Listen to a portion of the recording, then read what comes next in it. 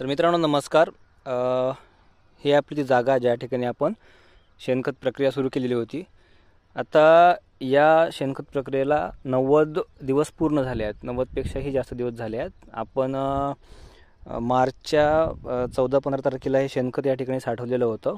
त्यानंतर याच्यावरती जवळपास 12-13 दिवस चांगलं पाणी मारलं आणि शेणखत पूर्णपणे थंड झाल्यावरती त्याच्यावर आपण जे जैविक खतं असतात ज्यामध्ये रायझोबियम, PSB, ट्रायकोडर्मा आणि ॲझोटोबॅक्टर, तर हे जैविक खतं लिक्विड फॉर्ममधले आपण यावरती टाकलेले होते.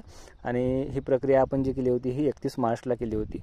आता 31 मार्चपासून किंवा 1 एप्रिलपासून जवळपास एप्रिल ते मे, मे ते जून आणि जून ते जुलै 3 महिने ते पूर्ण झाले आणि आजची तारीख आहे 5 जुलै 2025. तर 90पेक्षा जास्त दिवस म्हणजे 95 दिवस पूर्ण झाले आहेत.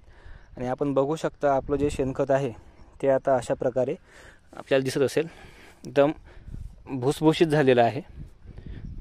आणि याचा जो वास आहे म्हणजे याचा जो गंध आहे तो एकदम असा मातीसारखा येतो. आधी याचा गंध जो आहे तो म्हणजे शेणखताला जसा वास असतो तसा येत होता.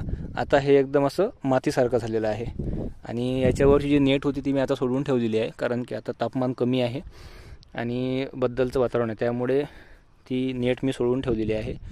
तर हे अशा प्रकारे सध्या तयार झालेलं आहे. आपण बघू शकता जसं आमचे मार्गदर्शक माननीय अमृतजी देशमुख आणि माननीय दिनेशभाऊ देशमुख सांगतात त्याप्रमाणे हे अगदी असं पत्तीसारखं झालेलं आहे आणि याला तपकिरी रंग आलेला आहे.